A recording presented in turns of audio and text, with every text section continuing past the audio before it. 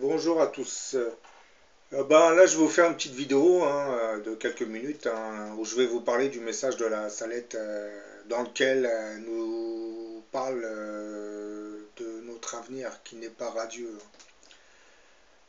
C'était le 19 septembre 1846 sur la montagne de la Salette, au-dessus de Grenoble, que deux enfants du pays allaient être les témoins d'une vision de la Vierge Marie.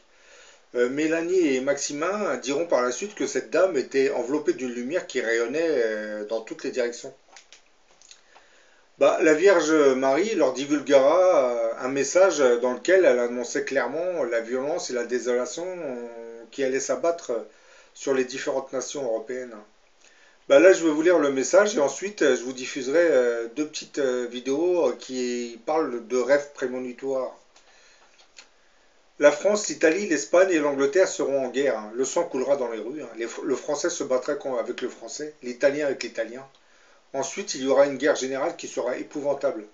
Paris sera détruit et Marseille englouti. Plusieurs grandes villes seront ébranlées et englouties par des tremblements de terre. La paix parmi les hommes ne sera pas très longue. 25 ans d'abondante récolte leur feront oublier que les péchés des hommes sont cause de toutes les peines qui arriveront sur terre. Les saisons seront changées. On entendra des voix dans le ciel. Oui, ça c'est assez mystérieux, les voix dans le ciel. Comme vous le constatez, le message de la Salette n'est pas réjouissant puisqu'il annonce le déclenchement d'une multitude de guerres civiles qui seront suivies par une guerre généralisée. Mais bon, comme je viens de le dire, la Salette dans son message avait dit qu'on entendrait des voix dans le ciel. Probablement que les anges savent qu'il existerait un moyen de diffuser sa voix dans le ciel sans apport technologique. C'est en quelque sorte la science des anges. Ce système de diffusion de la voix dans le ciel sera probablement utilisé pendant l'avènement de l'Antéchrist. Mais vous allez me dire de quelle nature sera ce système qui permettra d'entendre les voix. Ça, je n'en sais pas trop grand-chose. Je pense que c'est comment dire, je ne veux pas dire une technologie, mais c'est quelque chose qui existerait chez les anges.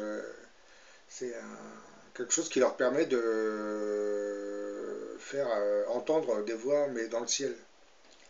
Bien entendu, ça n'a jamais été utilisé, sauf que là, comme on se rapproche de la fin des temps, et que le diable sait que son heure approche, donc lui-même, il serait très très tenté pour utiliser ce système des voix, alors qu'en réalité, c'est strictement interdit.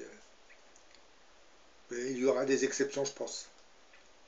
Bon, maintenant, je vous laisse écouter les rêves prémonitoires qui annonceraient le déclenchement de toutes ces guerres. Le Seigneur m'a montré dans le songe que j'étais parmi une famille, dans un foyer, et il y avait des grosses détonations. J'ai commencé à regarder dehors, et il y avait des avions militaires qui étaient dehors, et il y avait des grosses détonations, des gros bruits, comme des bombes qui explosaient, etc. Et là, j'ai commencé à comprendre très vite qu'il se passait quelque chose de pas normal. Et soudainement, j'ai vu la télé qui s'allume, et là, on a lancé la guerre. On a lancé la guerre. Et là, les gens étaient en panique, donc dehors, c'était la panique, tout le monde courait. Et voilà que là, le Seigneur me montre, je me trouve dans une voiture, dans une camionnette, avec des personnes qui avaient des petites bouteilles d'eau. Et ils avaient plus d'eau en fait, ils avaient soif, ils avaient plus d'eau. Et donc, ces personnes-là se dirigeaient vers la ville de refuge. Alors, il y avait une structure qui avait été mise en place, dans le songe, le Seigneur m'a montré. C'est donc une cellule de psychologique donc, qui avait été mise en place dans les villes avec l'armée pour protéger les civils. Donc il y avait donc, comme je l'ai vu dans le songe, comme le Seigneur me l'a montré, il y avait clairement des villes de refuge avec des soldats armés, etc. Et donc des cellules psychologiques, des cellules de soins pour les personnes blessées, etc. Et quand je suis arrivé avec cette famille, c'était comme une douane, c'était comme une espèce de douane. Et là, il y avait des personnes qui prenaient à charge les noms, les prénoms des gens qui venaient vers eux. De sorte que même les personnes qui se sont perdues et qui n'ont pas retrouvé leur famille, sachent si les personnes en question sont encore vivantes ou pas. S'ils ont été retrouvés parmi les cadavres, ou si les personnes sont dans les refuges, à tel et tel refuge, etc. Pour qu'ils puissent les retrouver en fait. Voilà. Et donc, à ce moment-là, j'ai vu qu'il fallait donner le nom, le prénom, parce que la personne avait un cahier de registre. Dans ce cahier de registre, il y avait tous les noms, tous les prénoms qui étaient inscrits dedans. Et donc, les personnes venaient donner leur prénom, leur nom, et on regardait à ce moment-là si la personne en question, sa famille, était dans voilà, la ville de refuge. Et en fonction de la ville de refuge, il y avait un cahier des charges qui était bien ordonné. Hein, je pense que c'était bien sûr une structure qui a été organisée par l'État, j'imagine. J'ai pas eu de précision là-dessus, c'est-à-dire on va en montrer plus. Mais là, les gens allaient, c'est ce que j'ai compris, c'est ce que le Seigneur m'a montré clairement, se recueillir pour avoir des vivres, pour boire de l'eau, etc. Parce que c'était un tel désordre que, en fait, bien sûr, les gens ont tout dépouillé, sans doute les magasins, j'imagine bien. Hein, parce que vraiment, les gens n'avaient plus de vivres. Et quand j'étais avec cette famille dans la camionnette, ils avaient de l'eau, ils buvaient, ils n'avaient plus à manger, quoi. Et ils allaient dans cette ville de refuge, justement pour chercher de l'eau, pour chercher à manger. Et pour retrouver des membres de leur famille. Donc, c'est quelque chose de terrible qui va arriver. C'est ce qu'on appelle littéralement la Troisième Guerre mondiale. Voilà, c'est ce que je viens de vous annoncer. Le Seigneur, en songe, m'a montré ce qui allait arriver dans le futur au sujet de la Troisième Guerre mondiale. Alors moi, j'étais assez étonné.